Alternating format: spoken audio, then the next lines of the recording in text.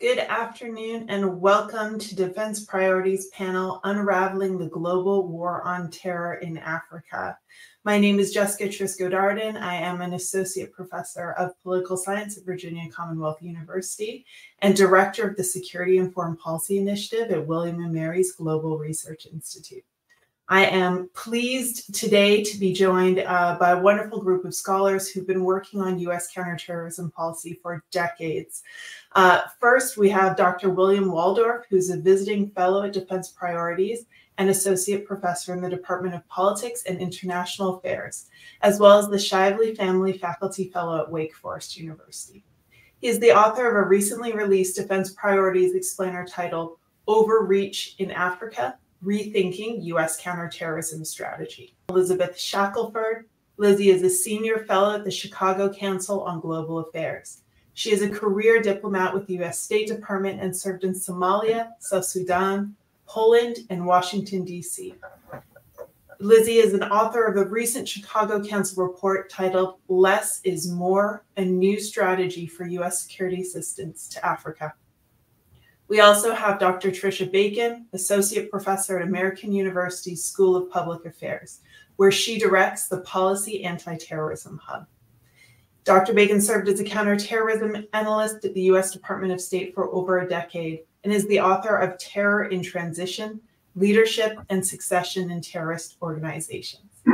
I am so honored to be a part of this esteemed panel today for what is a very, very pressing conversation. But first, to open up the floor, I'm going to ask each of our panelists to explain to us what exactly is the United States strategy to address terrorism in Africa, and what is the logic behind it? And we'll start off with Will. Great. Thank you, Elizabeth, Tricia, and Jessica, and to Defense Priorities for putting this on. I'm glad we're all here to do this. So my central theme is this. Current U.S. counterterrorism policy in Africa, well-intentioned as it may be, is not working. In fact, it's counterproductive and involves the use of far too much force against too little threat. Consequently, I will argue that the United States needs to wind down direct military action in most African hotspots, close most military bases in Africa, and seriously reduce security assistance to the region. Now, to unpack this, let me start with the current strategy.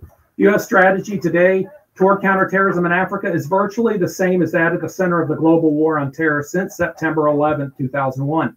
That means it's almost exclusively a force-first approach meant to militarily defeat or manage local jihadists by eliminating them from the battlefield.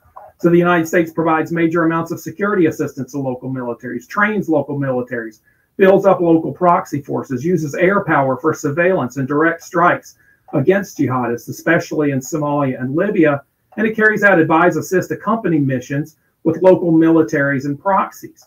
In this advise, assist, accompany role, U.S. Special Forces are often involved in direct combat. In essence, these are often very high-risk missions.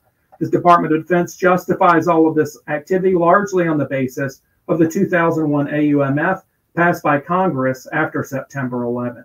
So what's essentially wrong, or how would I assess all this? The first problem I see is that U.S. counterterrorism in Africa applies too much force against too little threat due to a very simplistic and ultimately faulty view of threat. Notably, U.S. policy assumes that affiliation of African jihadist groups to either al-Qaeda Central in Afghanistan or ISIS Central in Syria means that those African groups are primarily or exclusively interested in carrying out global jihad, including attacks, of course, against the West. In reality, the opposite is largely the case. African jihadists have affiliated with ISIS and al-Qaeda in large measure, not because they want to pursue global jihad, but instead to increase recruitment and resources for their efforts in local insurgencies. The exclusively local focus of these groups is reflected in the fact that overwhelmingly the majority of African jihadist groups have been around for years, even decades, and shown no intent nor plan to attack the United States and its closest allies in Europe and Asia. Instead, they attack locally. So this means that the United States is basically applying too much force against too little threat in Africa, essentially fighting a slew of low-grade counterinsurgency wars across the continents. And I think that's the first major problem. The second major problem is that the current force-first strategy isn't working. Jihadist strength and attacks have increased exponentially in Africa since the United States began military operations in the 2000s. U.S. security assistance and Lizzie's recent work on this is really excellent, as well as military training, has also inadvertently made things worse by contributing to regime-led violence, which is the primary driver of terrorist recruitment in Africa. The recent wave of coups in West Africa have been carried out, for instance, by military leaders trained by the United States, oftentimes on U.S. soil, and these military regimes have proven to be especially brutal, which has enhanced terrorist recruitment. And finally, I would say as U.S. partners like those in West Africa crater, there's a real danger that U.S. forces will get caught in the crossfire, especially as UN or allied forces draw down, which is happening in Mali, will soon happen in Somalia, and could happen in Niger. So what should be done, just real quickly? I think we need a significant change in policy. First, the United States needs to quit defining threat based upon affiliation to ISIS or Al-Qaeda and focus instead on attempted strikes. And by the strike-based standard, ISIS Libya, which, by the way, is seriously degraded today, is currently the only global reach threat in Africa. Al-Shabaab, as Trisha's excellent work has shown, is in a kind of mixed category, but also overwhelmingly locally focused. Second, given the low threats faced today from African jihadists, the United States should draw down forces from all combat zones and end the use of air power to target these groups. Again, the current threat level is just not worth the cost for the United States, especially given other major great power challenges today. Third, in managing global reach organizations, the United States should adopt low collateral over the horizon methods, as it has in Afghanistan. Notably, this should mean basing any forces outside of combat zones and using at most quick, no collateral drone or commando strikes to manage global reach threats. And fourth, as it draws down, the United States needs to trim military bases and outposts from the current level of about 29 to 3, one for North, East, and West Africa, where terrorist activity is most pronounced. And then finally, the United States needs to end security assistance and military training for counterterrorism to most African regimes. If Washington wants an active CT agenda in Africa, it needs to focus on humanitarian aid, peace building, and governance reforms, with African states taking the lead. As many argue, that's the best way to help end jihadist insurgencies in Africa today. Thank you. Wonderful. There was a lot in that answer, and we have 50 minutes to unpack it all. But before we do, we're going to turn to Lizzie and get her response to this question of what is the U.S. strategy and what is the logic behind it? Thank you, Jessica. You won't hear a lot of disagreement from what Will said already, but I guess I'll zoom out a little bit to say the question we're dealing with here is what is the U.S. strategy for addressing terrorism in Africa? And I would kind of zoom out and say our strategy for addressing terrorism in Africa, the big problem with it is that it's our strategy writ large. We have taken a counterterrorism approach to our focus on the continent overall. And as you've already heard from Will, and we've seen this in our own research, it's neither leading to the outcomes that we want on the security front, and it's also likely undermining our overall interests in greater stability, prosperity, and democracy amongst our African partners.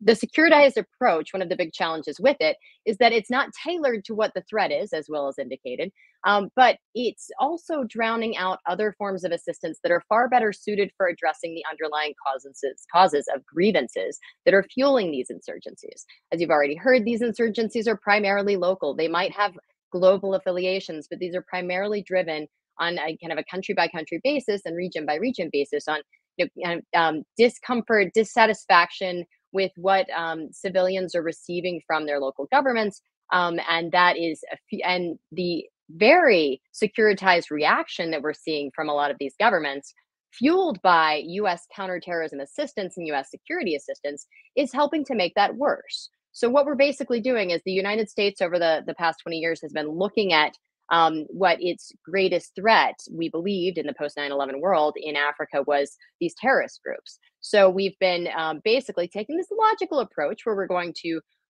arm and assist and train local security services so that they can take on that threat for us. The challenge is we're providing this type of assistance with very little consideration of, is it meeting our security goals? Is it meeting our broader interests? Are these entities that we're training actually getting better at addressing terrorism? And if you look at the result of what we've seen over the past 20 years, the data is pretty clear. It's not delivering.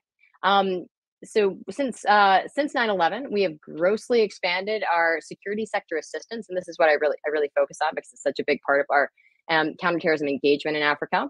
But even by the U.S. government's own studies, over the past 10 years, terrorist violence in Africa has increased by 300%.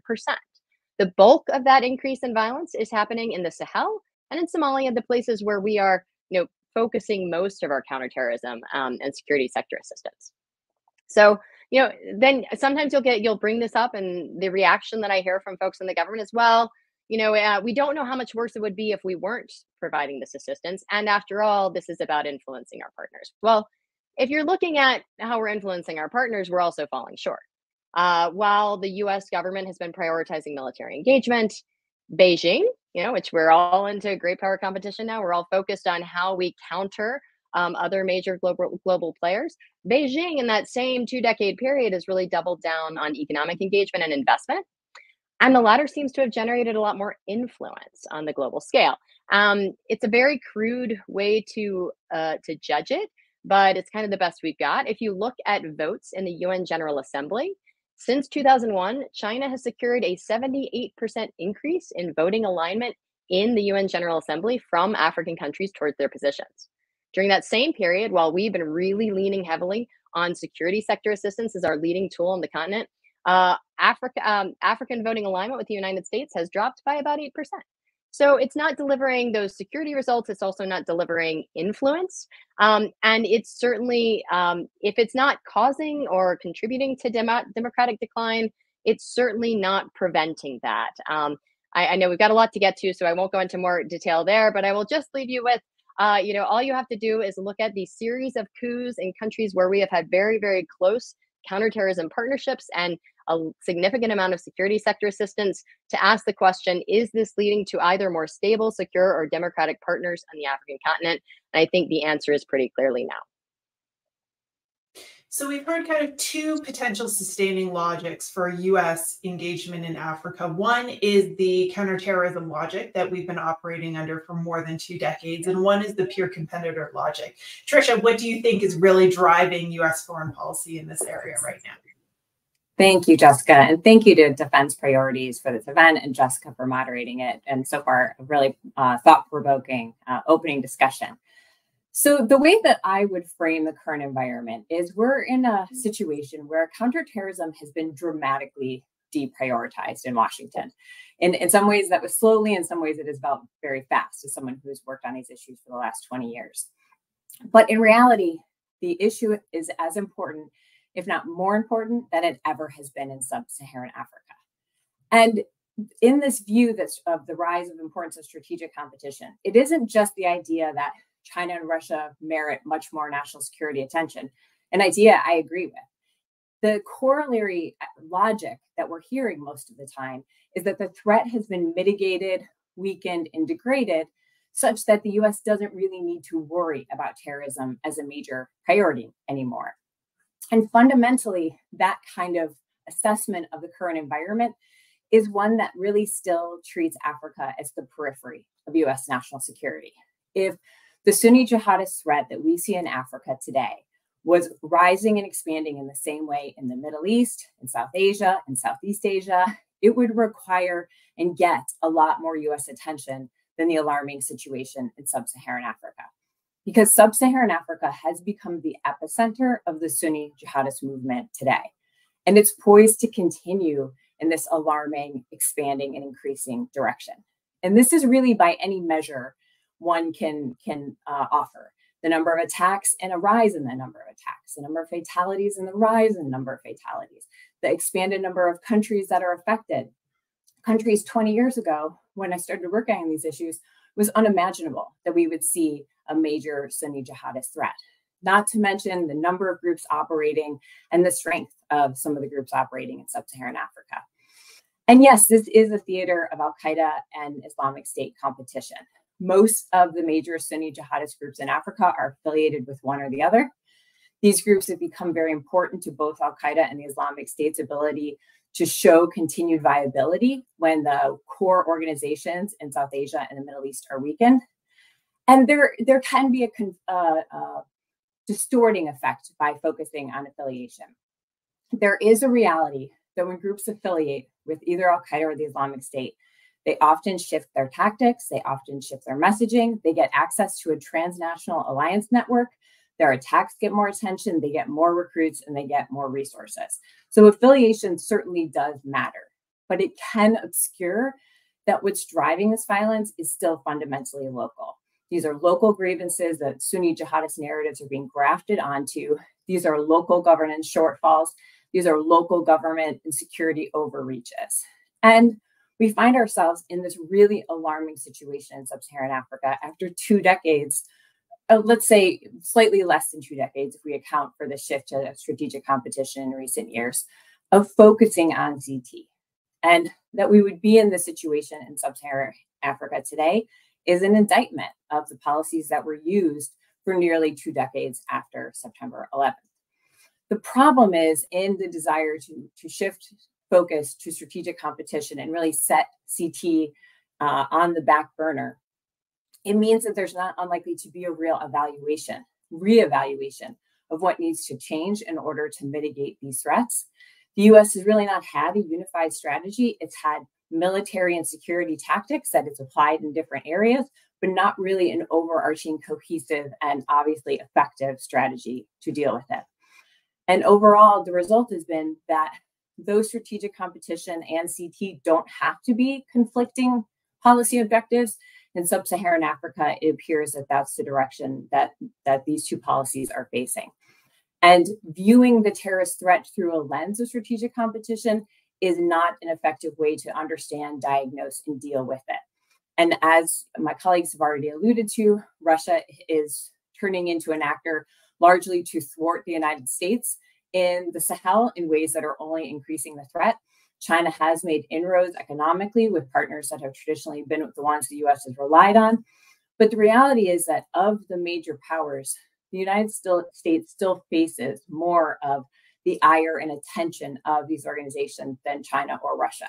Our presence in Africa is still limited in terms of our ability to move, sort of our official engagements are still limited in a way that Russia and China's are not today. Russia may find itself increasingly facing the ire of these organizations, but to date, the US has experienced the threat quite a bit more. And so there is a broader policy effort underway to improve partnerships with African governments, but it hasn't been paired with this need to reevaluate how to undertake CT in the region and really arrest the alarming growth of jihadist groups in the region. That's excellent. So let's divide up our conversation then, because Trisha, I think you did an excellent job laying out that there have been these two different kind of strategies or approaches moving forward for the United States. So GWOT last month released a report that there had been over 1,800 terror attacks in West Africa in the first half of 2023 alone. So to provide some context for what seems like an exorbitant and growing threat in West Africa specifically, I was wondering if you could provide us with an overview of kind of current US counterterrorism missions on the continent and the different goals that those missions have. Trisha, would you like to take a first crack at that, and then everyone else can jump in? It's such an enormous question, but it is an important one, I think, to parse out. I mean, interestingly, in Somalia in particular, we still have the kind of US military involvement that's pretty rare in the world at this point, where we have a military presence on the ground, we have an air campaign that is targeting Shabab, and we have training and advising. There's not a lot of that counterterrorism activity going on in other regions at this point. There's very few select theaters where it is being undertaken. And it is precarious. There is a feeling that any sort of major mistake, any kind of major fallout, any kind of loss of American lives, and it's not clear the US would persist in its commitment to some of these military missions. So there is a precariousness to it. There's still a reliance quite a bit on the military piece of assistance and advising of organizations and governments in sub-Saharan Africa. But there is this sort of one foot out the door sense about a lot of these missions. So what do you think, and I'm going to address this to Will and Lizzie, if there's a sense that the U.S. military has one foot in the door, one foot out the door in terms of its partnerships throughout the continent, how are partners responding? Are local governments doing more, local militaries doing more to step up? And what might happen in the vacuum should the U.S. kind of really significantly downgrade its commitments? I can speak to the example in Somalia because I remember Somalia was my last tour before I left the U.S. government, and right after we left Afghanistan, the chatter amongst the Somalia crowd that I knew was, oh, they can leave, they might do that. And I do think that there was a shift in thinking around that in a way that I think was fairly positive, in that this idea of it's not it's not continued at all costs, which might mean that we need to take advantage of what we have now. I'm not sure if there's a direct link between that and Hassan Sheikh Mohammed's government really kind of taking a move towards trying to take on al-Shabaab more directly over the past couple of years. But I certainly don't think that it's harmed it. But there is a sense of we don't know what the U.S. government is going to do, why and when, and how they're going to react to different things, such as coups, etc. The impact that I think that's had is really not all that different from the impact that we've seen over the course of the history when our counterparts have known that we were most likely going to continue things regardless of the conditions, because it was in the U.S. interest, we believed, to have all of these counterterrorism activities. So I think that lack of being attached to kind of conditionality, conditions, guidance over here's what the plan is. If we continue along these means, then the U.S. government will continue to assist you. And if we don't, then you will lose some of this assistance. I think you saw that for many years in terms of how committed we were to staying the course, regardless of whether or not it was working or whether or not our partners were actually being effective. Today, I think there's a sense of we don't know what the United States government cares about. So we're not sure how to engage that and how much to rely on it. I think that having that approach is harmful too. I think it would be very helpful if these counterpart governments understood holistically what the U.S. government was in for. But frankly, at this stage, I'm not sure the U.S. government understands holistically what we're in it for. And that is really clouding our ability to be effective, not just on the counterterrorism front and security, but in a wide range of engagements that we have with other countries. So I think we're in a place right now where we aren't considered a terribly reliable partner on many fronts, but I'm not sure that that's necessarily changing how these governments are engaging with us. What it's probably doing is opening the door, as we've seen in some countries' cases, to looking around for who their next partners might be. That's unfortunately an excuse that many use for, well, we've got to continue filling this vacuum or someone else will, regardless of how it's working. So I don't think that's effective, but I certainly think there's a lack of clarity on why we're doing what we're doing on the African continent right now.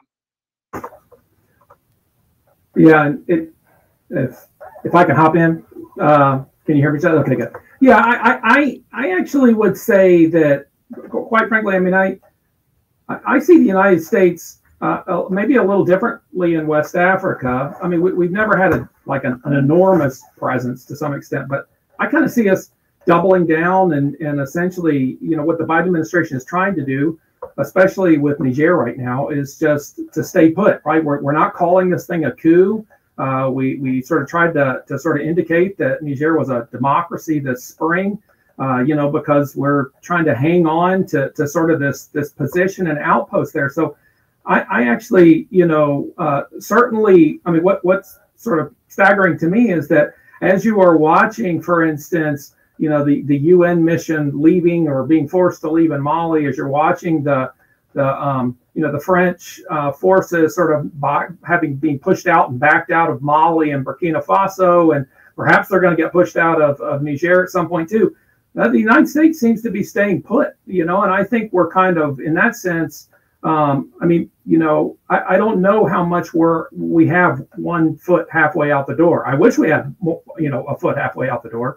But I think we're, to some extent, again, locked into sort of a by, with, and through strategy that also puts our troops out front in a lot of these places, especially in West Africa right now.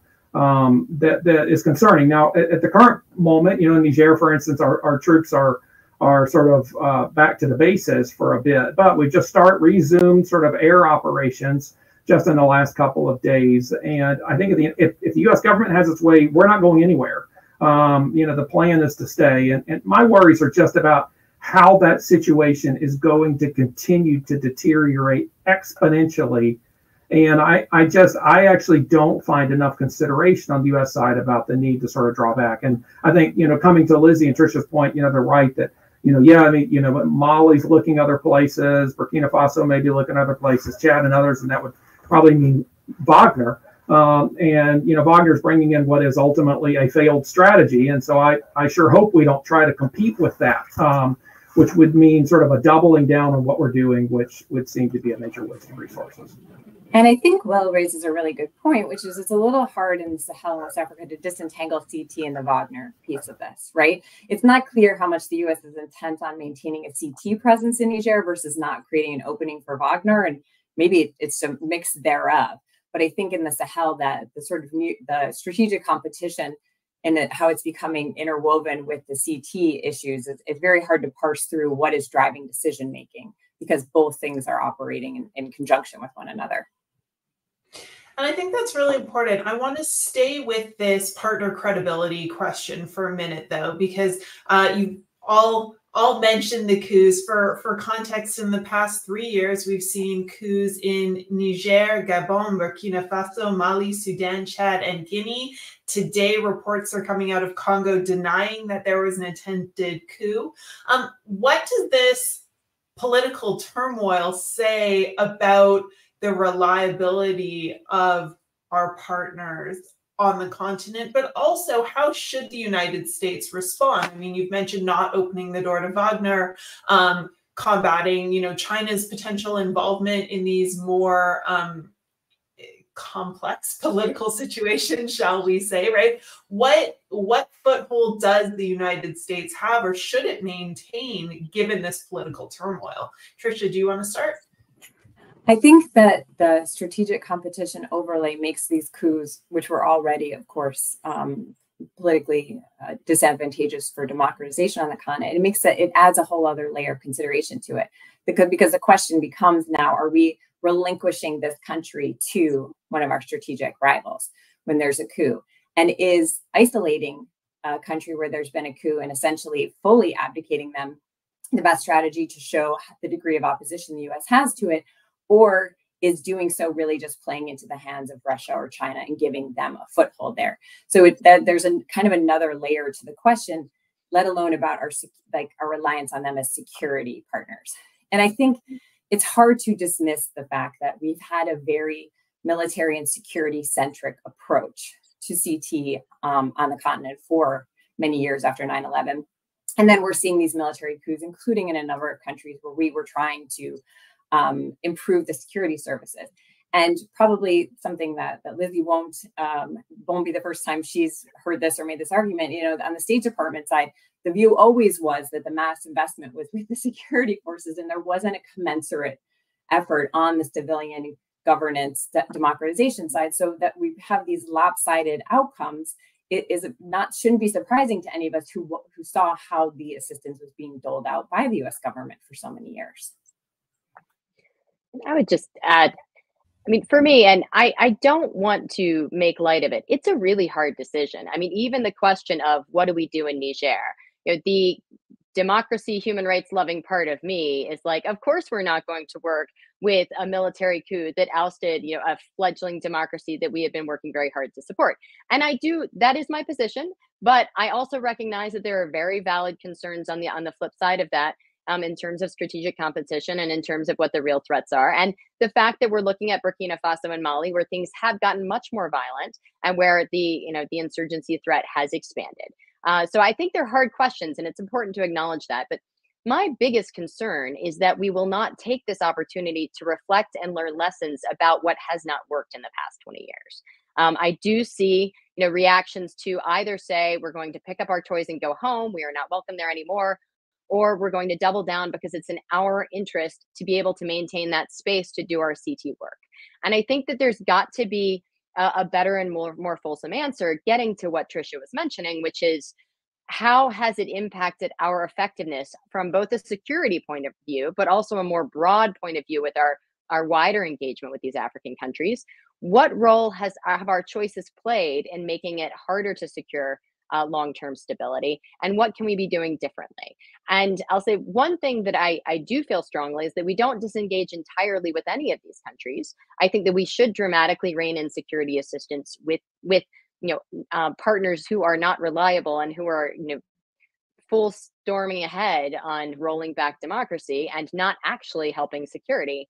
But I think we do need to maintain a presence and look at a much longer term view of how do we help shift things generationally for that long-term security and stability in the future, while keeping in mind what we keep hearing from Will, which is those terrorist threats are not immediate and urgent to the United States. We've got other capabilities to handle ultimate threats to the United States. So we've got that ability to expand out and try and take a much wider aperture in our engagements with these countries, rather than simply putting it into, we have to be there to fight terrorists so they don't come get us at home, and we have to be there or Russia or China will be there instead. So we need to broaden it. Well, I can think of a better group of people to ask the question of what went wrong. So let's ask that question. Will, you've spent a lot of time kind of reflecting on this and coming up with policy recommendations, but what if you had to narrow down your diagnosis of what has gone wrong with U.S. counterterrorism strategy in Africa, what would that be? I would say that it's kind of reflecting what a lot of us have said here, is that I think 9/11 hit. I think 9/11 has had a major shaping influence on just how we've sort of seen everything. I think that we probably have overreacted in very serious ways about affiliation, like I mentioned in my comments, to Al-Qaeda and to ISIS. And I think that's something that is just very deeply ingrained in how we're thinking about this. So I think that would be probably, the sort of first big mistake, is that we haven't understood the local nature of these, of what's happening in, the insurgent nature of a lot of these crises in that sense. And so consequently, we've come in with I think, oftentimes very simplistic, over-militarized solutions to them, which is just crack the heads of the terrorists, and that'll be good enough to keep us secure and to stop the threat. And I think the consequence of that is that we miss some of what Lizzie and Tricia have been talking about, which is, look, it's really about local grievances. It's about humanitarian aid. It's about governance support. It's about, and trying to figure out how to address those particular problems, which are hard and they're deep and they are generational. But, again, I think that our presence there, we're not going to be able to get to those until we start to think about shifting from our military focus, right? So, in terms of what I would say, for instance, with West Africa, is that, what we need to do is sort of, again, move troops away from the combat zones, set up reconnaissance missions, right? Set up a reconnaissance base in a country like, that's sort of more stable than, say, Niger and other places. And then to really, again, if we're going to engage along these other issues about humanitarian assistance, governance, and development assistance to some extent, perhaps, and try to get at sort of some of these root causes in a sense. I think one of the difficult situations that probably all of us who've worked with the U.S. government have experienced is, like, sometimes we focus on something and with an intensity, and then when we shift our attention, it's sort of a lot gets left behind in the process. And I think thinking about the threat in Africa is one of these issues, because there was this sort of mentality for a number of years after 9/11, fight them there so you don't fight them here, right? And as we've been talking about, that was probably not the right way to think about the organizations in Africa.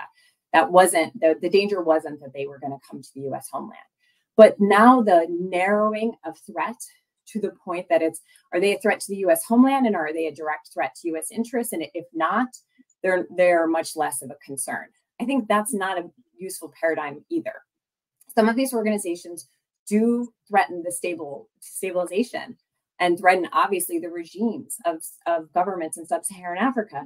So there has to be a more nuanced way to think about it, other than, no, they're all Al-Qaeda or ISIS because they have their name, or they're not really our problem because they're not going to attack the homeland. Like these, if we care about the stability of Africa, which is something that the US government says they do, especially in this era of strategic competition, these groups are genuinely threats to the stabilization of multiple governments in the region and are expanding their reach on the subcontinent. So I think there's a need to sort of come up with a more, be willing to have a more complex way of thinking about this threat than either they're definitely going to hit the United States, or if they're not going to, we're not worried about them at all, which feels like the shift that we're seeing a lot in the way that people talk about terrorist threats in Washington now. I think you're right on that, Tricia, because it's, and that's where I look at it's about what the timeline is for how we respond to that threat, right? And if that threat is somebody might be from this organization or entity might be bombing, a building in the United States, then we've got to ramp up that urgency level for how we attack that. But it's, what we're looking at now is these are threats to stability, maybe not to US citizens in, the continental United States, but that gives us more time. So what tools do we bring to the table? And that's the hard part, because the tools we've been using, and the Brown Cost of War Project did a really great study on this a couple of years ago. Like for hundreds of years, the tools that we've used to address terrorism using military tools doesn't work to address terrorism. So what are the other tools we can use? And political inclusion is one of those tools, along with policing functions and activities. But we're really not working on political inclusion in these places. Once we label terrorist group affiliated with Al-Qaeda or ISIS, it's like we're not allowed to look at those other issues. We are in certain parts, we are trying to address, development and helping governments provide those types of services, but it's getting absolutely drowned out by the security assistance, which is helping nip those grievances. So, but I do agree. We do tend to be one way or the other, and that's not a helpful way to be. Go ahead, Will.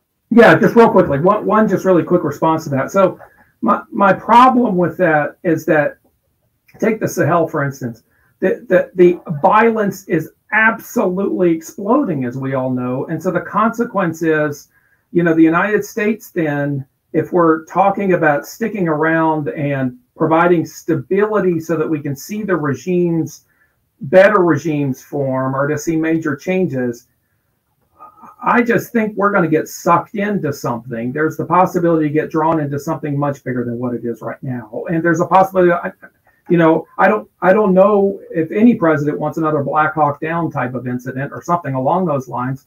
But, it's just that you end up with just a long-term regime change, regime promotion types of engagements. And I just don't think that's in the U.S. national interest. So it is a very tough nut to crack in terms of how, if we're going to say that these groups are super important to take down or to sort of stymie in terms of the progress they're making, I would rather see multilateral organizations, institutions engage and to do this through peace building initiatives rather than have to sort of prop up a regime or a government there in hopes of getting there someday. I just see that's what we did in Afghanistan for a very long time, and that's what concerns me there.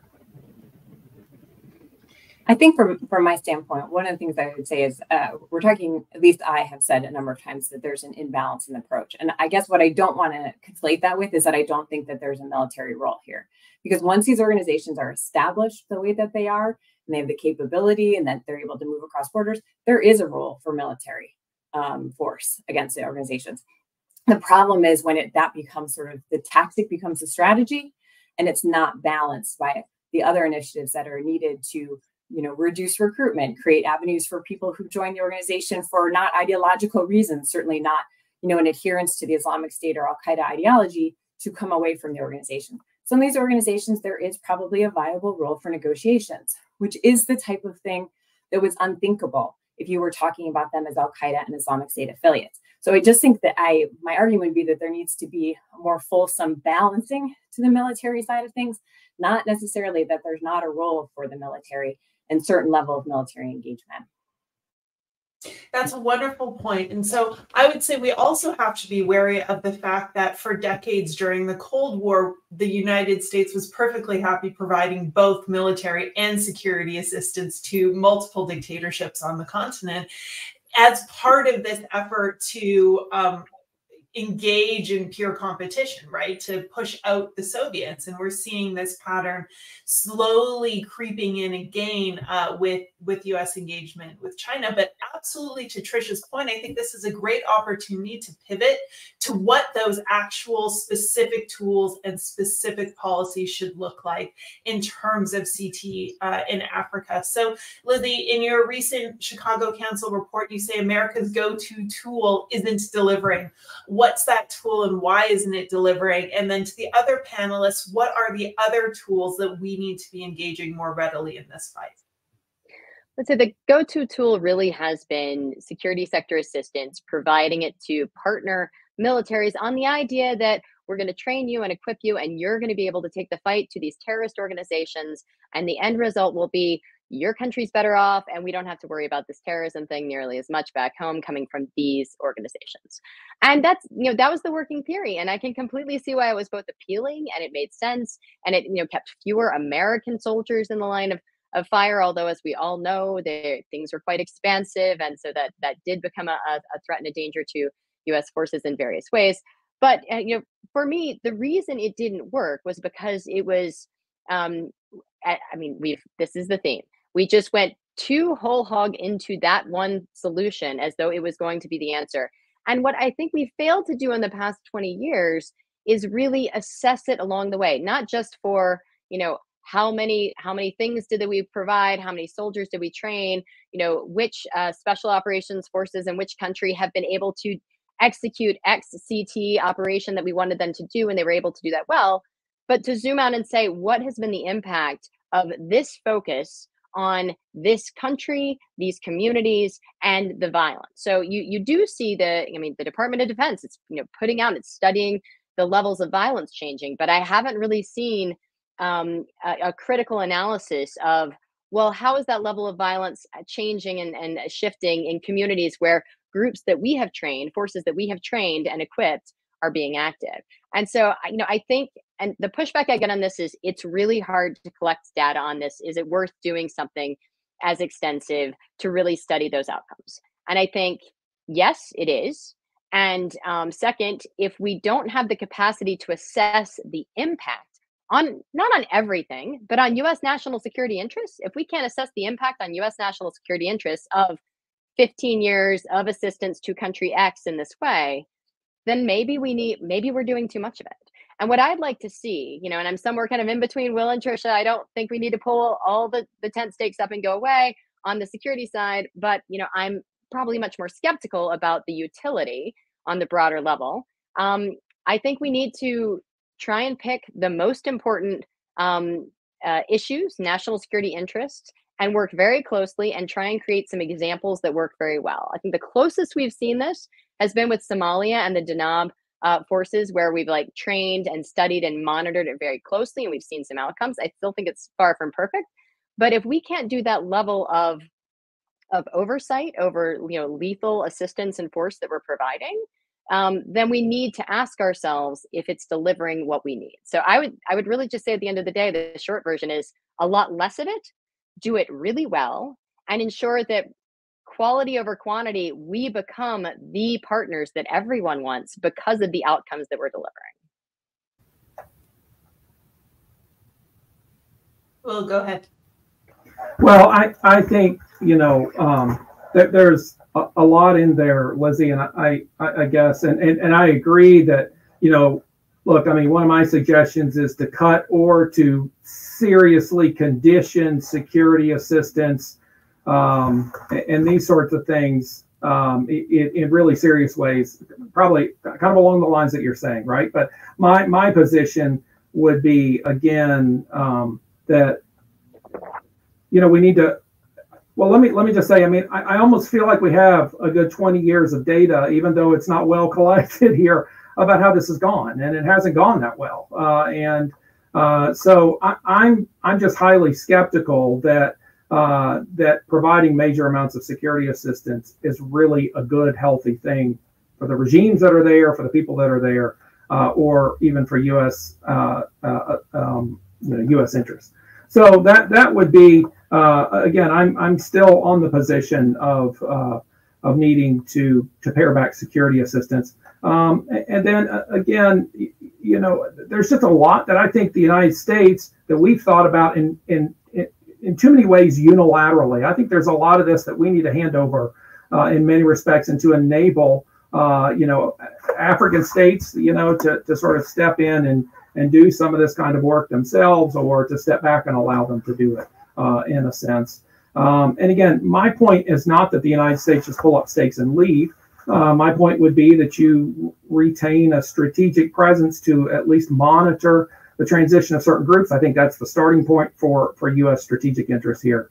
And then to enable groups along the lines of trying to perhaps provide the kind of support when it comes to governance and humanitarian assistance. The United States could go a long way in terms of its influence just by trying to help feed more folks in what are, you know, very impoverished parts of the continent. I think that's really important, an important thing to pick up on. So, you know, again, I think it calls for a more sort of restrained approach and more creative approaches. I think you know, I think the United States needs to take a stronger position for representative government because I think that's important as a way to sort of mitigate some of the recruitment efforts and things like that that allow terrorists to sort of find a breeding ground to sort of draw upon. So I think that's another sort of super critical piece here, and that's the reason I think the United States should essentially declare the coup in Niger a coup and draw down what we have there and begin to sort of shift our operations in a sense.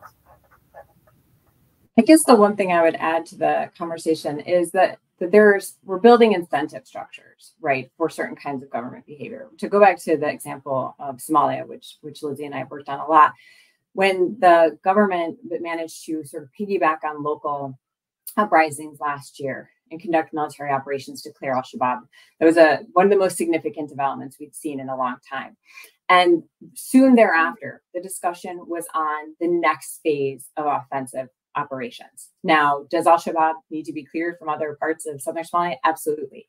But there was not the same kind of focus in bringing governance and stabilization to the cleared areas, right? And now we're seeing backsliding in those places. Shabaab returning, internal feuding, corruption, etc. So the stabilization piece is the afterthought. The next phase of offensive operations is immediately what is turned to, because that's what the Somali government is going to get international support to do on a much greater scale. So maybe I'm beating a dead horse a little bit here, but my point is about like calibrating these two things so that the stabilization, providing proof of concept that the government can hold these areas and offer an alternative that is better than what al-Shabaab offered and can do so over time. It's not quick, it's not easy, it's not, you know, there's going to still be problems, but like from my perspective, you had to have those military operations and they needed international support to conduct them effectively. But it's the next phase. And for everyone who watched Afghanistan, this felt like reruns, right? This isn't a new lesson that we should be learning at this point, and yet it's still happening over and over again. It's also not new to the policy community. So prior to the COVID pandemic, the State Department undertook this colossal stabilization assistance review, which was going to be some hand-holding and kumbaya between USAID, DOD, and the State Department. And we're still not implementing those sorts of policies. So in your opinions, what are the challenges that are preventing the sort of change that you would like to see? Whether it's more rigorous use of security sector assistance, a better marriage between tactics and intervention, or a kind of drawdown in aid in general, what are some of the barriers to change at all in this policy area? Well, I'll start by saying it's cultural. It is not a matter of, you know, the Pentagon is running away with it and just mowing down state and aid. It is cultural across the US government. When an ambassador, when an assistant secretary, when the White House wants to make it look like they care a lot about something in Africa, typically it involves something that's going to be leading with military engagement of some kind of security sector something. Yes, we do a lot of humanitarian assistance, and in many places we spend more money on that, right? But the impact of even smaller levels of security assistance on, you know, the governments that we're supporting, on their own ability to kind of, you know, exude power and force, on their ability to take on their the challenges that are facing them. We make it clear in our meetings, and this is not just, you know, again, not just military officials, but I saw this in the State Department all the time as well.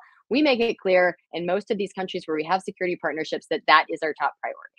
And so we relay that, and the governments that we're working with, they take that in, and that's how they engage with us. If that's what we care the most about, and that's what they're going to get more of from us, they're going to lean in. We more today than ever before. I think we say the right things. We talk about whole of government approaches. You can listen to testimony from generals saying, you're not going to win this militarily. We've got to fully fund development and diplomacy, et cetera, et cetera. But it hasn't changed the culture.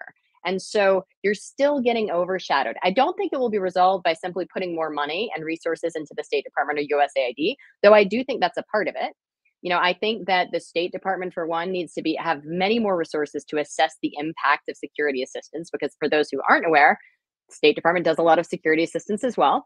So I think you've got to change that. You've got to have incentive structures for people who can move ahead, not just by how big the programs are, but how effective they are, whether that's security or democracy and the like. But we've got to make it clear to our own people, in the U.S. government policy side, and to the governments we're working with, that progress and on governance and civilian institution building and stabilization matters as much to us as progress on the operational front of security activities. And I think that's going to take a long time.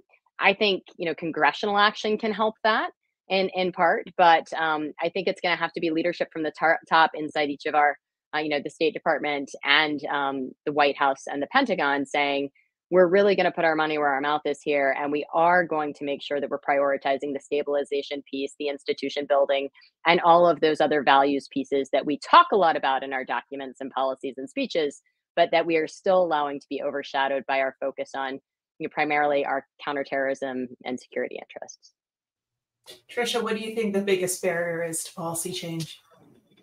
I guess I'm still coming from a place that I'm not sure that the U.S. is prioritizing counterterrorism to the same degree that it had for a while. So it's time to sort of reorient our thinking on that.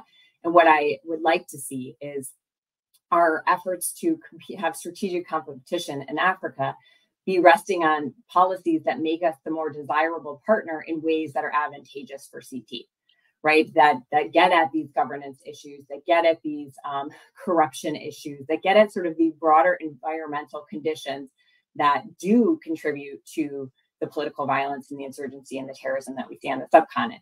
So I don't think there's going to be some kind of reevaluation of our CT effort, because it's just not the focus anymore in Washington.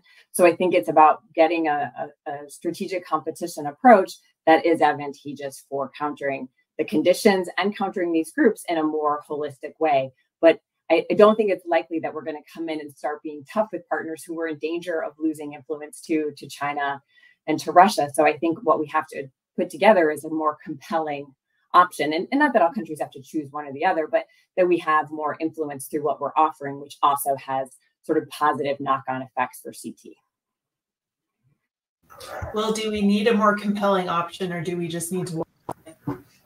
Well, I mean, again, I'm not saying just walk away, but I think maybe to pick up a little bit on what Tricia and Lizzie were talking about. I mean, well, let me answer that sort of straight up.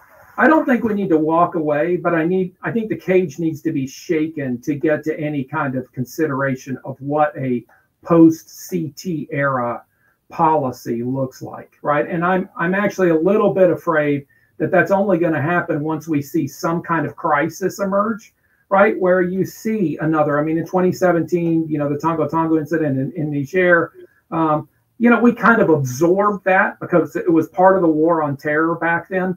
Today, what I think that could have a very different political effect. That maybe one of the unfortunate things that will come of that, though, is that, and that may lead to sort of some deep reconsideration. I think it would bring about a shift, certainly in a lot of questions about what we're doing in terms of force and those kinds of things. I don't know that it would encourage a major strategy shift in terms of moving towards a different kind of agenda, towards, say, governance or towards peace building and those sorts of things. It may, it may not have that effect. But I think I would just say that generally,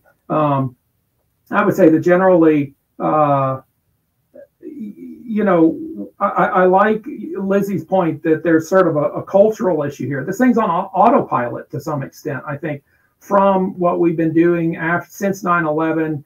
And I don't think we're thinking very creatively at all about that. I think the lack of oversight, I think the congressional oversight is actually a really serious thing, the extent to which a lot of serious questions aren't being asked or pushed or pressed. Again, that's part of the autopilot, the lack of transparency in terms of where we have bases, what are military operations there, what's the budget on a lot of this stuff. So I think that we need to sort of open the books on all of that and just have a look. I don't think we're going to get anywhere in terms of really rethinking a new strategy until we do. And I just think AFRICOM is very dug in. I mean, you know, bureaucracies do things to continue to maintain their own bureaucracies. That's well established in the literature. And I think, you know, that goes for certain parts of the military bureaucracy in terms of trying to sustain certain operations and resources and those kinds of things. So I think they're a very big player in this too, in terms of pushing that forward. So if we are to take off our institutional and cultural blinders for a minute, I would love for our 1 minute closing moment for you to really think deeply about what is one thing that analysts, scholars, policymakers need to be thinking about regarding counterterrorism in Africa right now that they might be missing because of those blinders. Tricia, if you'll start, then we'll do Lizzie and Will. Sure. I mean, from my standpoint of someone who's largely been following the CT side of things for the last couple of decades, what I experienced is you read the national security strategy, and if you wanted to find terrorism, you had to flip for a while. And then there wasn't an international counterterrorism strategy put out by the administration until the New York Times sort of compelled it. And so all of this gets to this feeling of really being done with CT.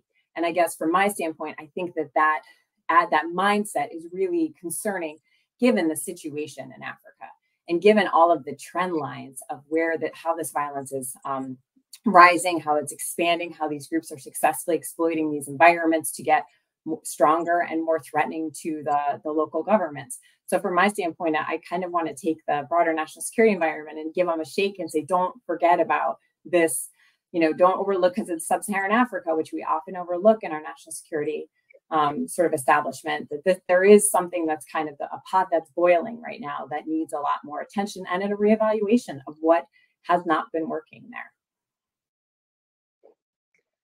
Well, I would start with the reevaluation of what has not been working. I think is something that's both really important to do and it's hard. I think we need to find a way to get over the Afghanistan hangover, because that is overshadowing what we're doing in Africa so much right now. In that we know you can look at studies, you can understand that in order to make insurgency groups less appealing, in order to kind of deflate their reach in a lot of these communities, you need to be able to provide something better, and you need to be able to provide those stabilization services. And when you start to raise that issue, people think, well, we tried this in Afghanistan, it didn't work, so we can't do it. And my challenge to policymakers and folks in the US government is to learn the lessons from what hasn't worked in our CT approach in Africa, to learn the lessons from what didn't work in Afghanistan. And instead of saying, well, we're never going to try to stabilize again, we need to recognize that it is in our long-term interests, it is in our CT interests, it is in our interest with having stronger African partners that we take on these issues and find ways to help our African partners build stability. We can't just run away from the idea that that's a generational challenge and it's hard. We have to learn how to not repeat the mistakes that we've made in the past, and to not be afraid of that, so that we don't just abandon the opportunity, not to over-fixate on CT, but to really engage these countries in ways that cover the gambit of what they need to be more stable and what's in our national security interest in the long run. Okay, and I'll make it quick. I know we're running short on time here. So two things real quickly. I think the question we have to ask ourselves is, coming back to my original comments, are they threats? Because I don't think we can get off of the CT bubble and begin to think about alternative approaches until we start to really have a serious conversation about that recognizes the local nature, the insurgent nature of a lot of these things. We will not be able to forefront other alternatives other than force until then. And then when it comes to the Afghanistan hangover, I would actually I like that analogy, Lizzie. I would actually pick up real quickly on just, I think we have a hangover of leaving too, to be quite honest with you, which is a different kind of hangover that I think is nobody wants to repeat that trauma. And so consequently, I think that's keeping us to some extent, keeping the Biden administration to some extent from actually thinking creatively about moving beyond the force first approach to counterterrorism. Wonderful. Thank you to Will Waldorf, Lizzie Shackelford, and Tricia Bacon. Thank you to Defense Priorities for hosting this wonderful discussion. Remember to check out the website to look for future events. And I hope you all have a wonderful afternoon.